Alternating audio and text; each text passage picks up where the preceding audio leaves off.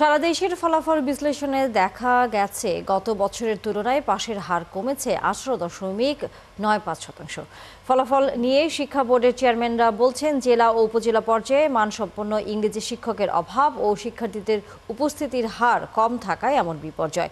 তবে এবারও সারা দেশে ফলাফল এগিয়ে আছে মেয়েরা। সহকর্মীদের তথ্যছবিতে বিস্তারিত। এইচএসসিতে যশোর বোর্ডের গড় পাশের হার 50.20%। জিপিএ 5 পেয়েছে 5,995 জন, যা গত বছরের তুলনায় পাশের হার ও জিপিএ 5 প্রাপ্তির সংখ্যা কম। 20টি কলেজ থেকে কোনো শিক্ষার্থী পাশ করেনি।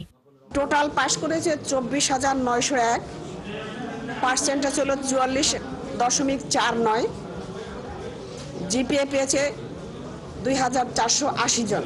কুমিল্লা শিক্ষা বোর্ডে পাশের হার 48.86%। জিপিএ 5 পেয়েছে 2,760 জন। ফলাফলে এবারও এগিয়ে আছে মেয়েরা। এছাড়া শতভাগ পাশ করেছে 5টি কলেজ, আর একজনও পাশ করেনি 9টি প্রতিষ্ঠানে। সুষ্ঠু এবং নকলমুক্ত পরিবেশে পরীক্ষা সম্পন্ন হয়েছে, আপনারা এই বিষয়ে একমত হবেন, যার কারণে আমাদের পরীক্ষায় ফলাফলে একটা প্রকৃত চিত্র উঠে এসেছে বলে আমরা মনে করি। ময়মনসিংহ শিক্ষা বোর্ডে এসএসসি পরীক্ষায় এবার পাশের হার 51.54%। এই বোর্ডেও ছেলেদের তুলনায় মেয়েরা এগিয়ে। তাদের পাশের হার 55.70%। ছাত্রদের পাশের হার হচ্ছে 46.83,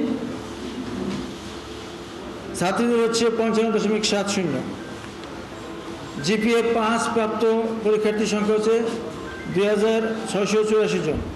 চট্টগ্রাম শিক্ষা বোর্ডে পাশের হার নেমে এসেছে 52.57%। গত বছর এই হার ছিল 70.32%। বোর্ড কর্মকর্তারা বলছেন, এবছর প্রশ্নের মান কিছুটা কঠিন হওয়ায় মূল্যায়ন পদ্ধতিতে পরিবর্তন ও শিক্ষার্থীদের প্রস্তুতির ঘাটতির কারণে ফলাফল নিম্নমুখী হয়েছে। মেধার মূল্যায়ন করার জন্য মন্ত্রণালয় নির্দেশনা দিচ্ছে, সেভাবে আমরা মূল্যায়ন করার জন্য যারা এক্সামিনার ছিলেন, যারা দেবেছে, ওনাদেরকে নির্দেশনা দিচ্ছি, ওনারা সেই নির্দেশনা মেনে খাতা মূল্যায়ন করছে, উত্তরপত্র মূল্যায়ন করছে, সেভাবে রেজাল্ট হচ্ছে। বরিশাল বিভাগে পাশের হার 61.57, যা গত বছরের তুলনায় কমেছে 19.28%। তবে জিপিএ 5 ও পাশের হারে এগিয়ে আছে মেয়েরা। অন্যান্য বোর্ডের যে রেজাল্ট বের হয়েছে তার চেয়ে আমার যে রেজাল্ট, আমি আশা করি যে এটা খারাপ না। দিনাজপুর শিক্ষা বোর্ডে পাশের হার 57.49%। জিপিএ 5 পেয়েছে 6,260 জন। 2025 সালে এসএসসি ও সমমান পরীক্ষায় দেশে 202টি শিক্ষা প্রতিষ্ঠানের সবাই ফেল করেছে।